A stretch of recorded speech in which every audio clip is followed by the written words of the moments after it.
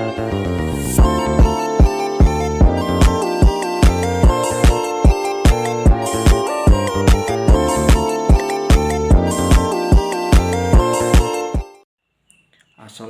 warahmatullahi wabarakatuh.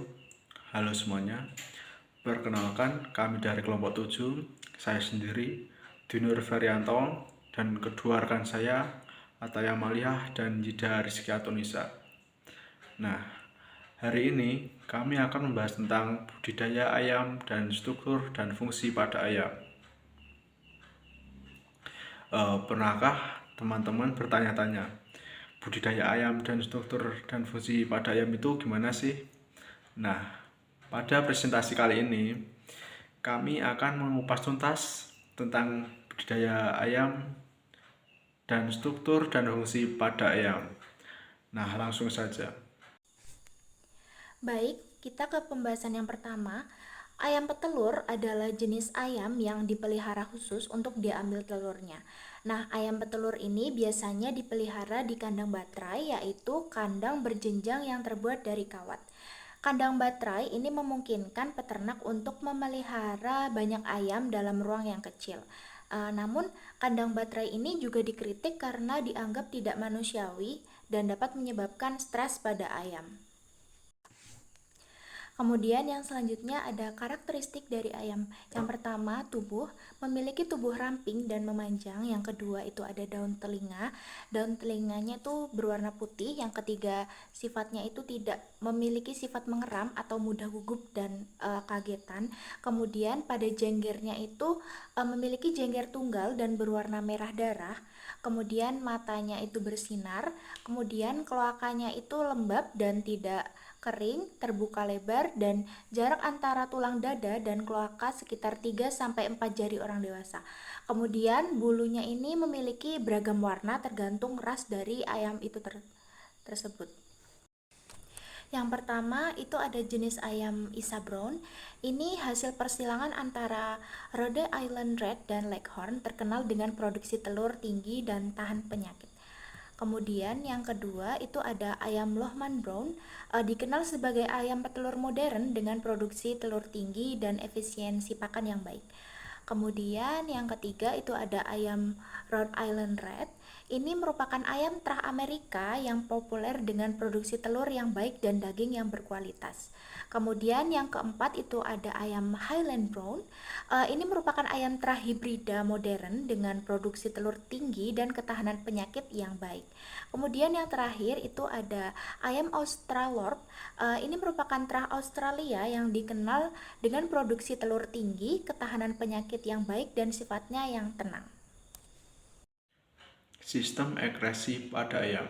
Nah, sistem ekskresi pada ayam memiliki peran penting dalam menjaga keseimbangan internal tubuhnya. Sistem ini terdiri dari beberapa organ utama yang bekerja sama untuk menyaring dan membuang produk limbah metabolisme. Dalam ekskresi pada ayam itu terdapat 4 organ. Yang pertama, ginjal. Nah, ginjal ini berfungsi sebagai penyaring utama darah, membuang zat beracun seperti urea, asam urat, dan kelebihan air. Ginjal ini terletak di bagian belakang rongga perut, berbentuk seperti kacang merah dan berwarna coklat kemerahan. Masing-masing ginjal terhubung ke ureter melalui tubulus ginjal yang membawa urin dari ginjal. Organ yang kedua adalah ureter.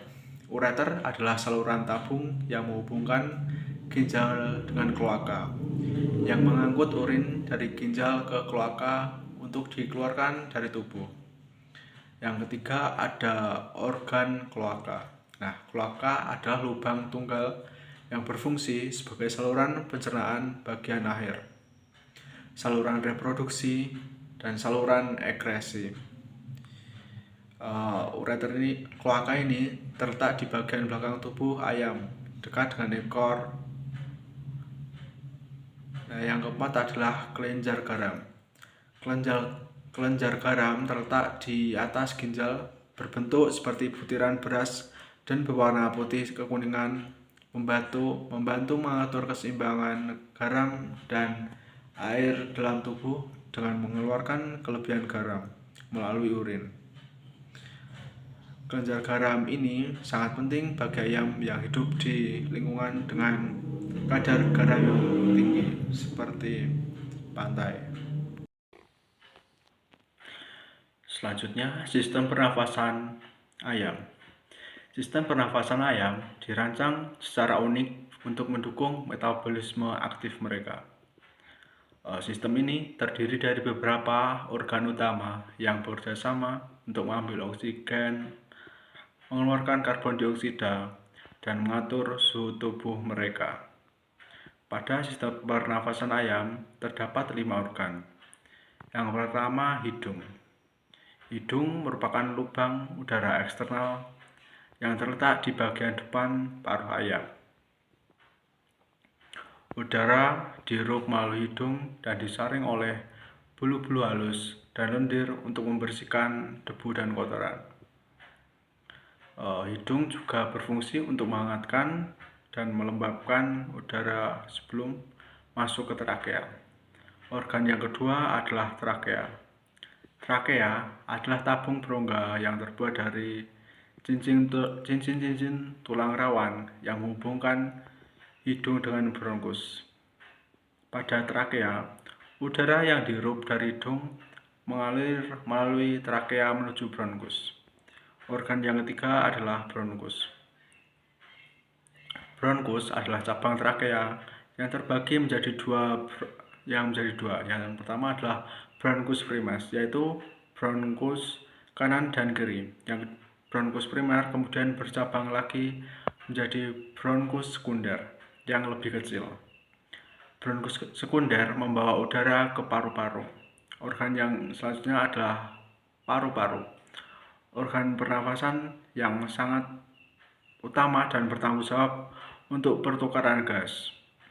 Paru-paru ayam tidak seelastis paru-paru mamalia, sehingga mereka memiliki sistem kantung udara yang membantu pernafasan.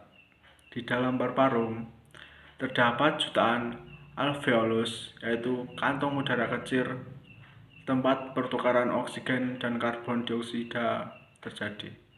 Yang terakhir ada kantung udara.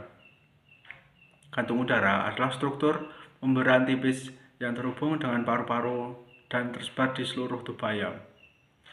Kantung udara memiliki peran penting dalam pernafasan dengan membantu mengalirkan udara ke seluruh tubuh dan mengeluarkan udara yang telah digunakan. Kantung udara juga membantu mengatur suhu tubuh ayam. Selanjutnya ada sistem reproduksi ayam petelur. Sistem reproduksi ayam petelur terdiri dari organ internal dan eksternal. Organ internal sendiri meliputi ovarium, saluran telur, dan kloaka. Ovarium sendiri merupakan organ reproduksi betina yang menghasilkan sel telur. Saluran telur merupakan tabung panjang yang menghubungkan ovarium dengan kloaka. Dan yang terakhir adalah kloaka merupakan lubang tunggal yang berfungsi sebagai saluran pencernaan, saluran kemih, dan saluran reproduksi. Sedangkan organ eksternal sendiri meliputi lubang udara. Lubang udara sendiri merupakan lubang kecil pada cangkang telur yang memungkinkan embrio bernapas. Selanjutnya, sistem pencernaan ayam petelur. Sistem pencernaan ayam petelur sendiri terdiri dari paruh, temborok, pankreatus, empedal, usus halus, usus besar, dan kloaka. Paruh sendiri digunakan untuk mengambil makanan dan mencapik-capik menjadi potongan-potongan kecil. Tembolok adalah kantong penyimpan makanan yang terletak di kerongkongan. Makanan disimpan tembolok sampai siap dicerna. Selanjutnya, Proventus adalah lambung otot yang menambahkan enzim ke makanan. Selanjutnya, empedal adalah organ berotot yang membantu menggiling makanan. Dan yang selanjutnya usus halus adalah tempat sebagian besar pencernaan dan penyerapan nutrisi yang terjadi. Yang selanjutnya usus besar adalah tempat air diserap kembali dari sisi makanan. Yang terakhir, kloaka merupakan lubang tunggal yang berfungsi sebagai saluran pencernaan, saluran kemih, dan saluran reproduksi. Sisa makanan dikeluarkan dari tubuh melalui kloaka dalam bentuk kotoran. Pembahasan yang terakhir yaitu ada di klasifikasi ilmiah peternakan ayam petelur. Ayam petelur yang dipelihara dalam peternakan dapat diklasifikasikan secara ilmiah.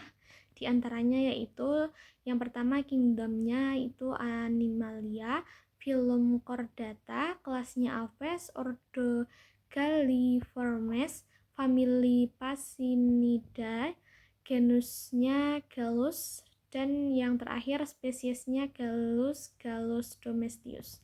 Klasifikasi tersebut menyatakan bahwa ayam petelur termasuk dalam kelompok hewan bertulang belakang, kelas burung ordo ayam buruan, famili burung pegar, genus ayam, dan spesies ayam peliharaan. Ayam peliharaan merupakan turunan dari ayam hutan merah yang telah didomestikasi oleh manusia selama berabad-abad. Melalui proses seleksi, ayam petelur dikembangkan untuk memiliki kemampuan menghasilkan telur yang lebih tinggi dibandingkan dengan ayam hutan merah. Selain berdasarkan warnanya, ayam petelur juga dapat diklasifikasikan berdasarkan sistem pemeliharaannya. Di antaranya itu yang pertama ada ayam petelur baterai, yang kedua ayam petelur kandang koloni, dan yang terakhir ada ayam petelur bebas. Mungkin itu saja yang kelompok kami dapat sampaikan, kurang lebihnya mohon maaf. Wassalamualaikum warahmatullahi wabarakatuh.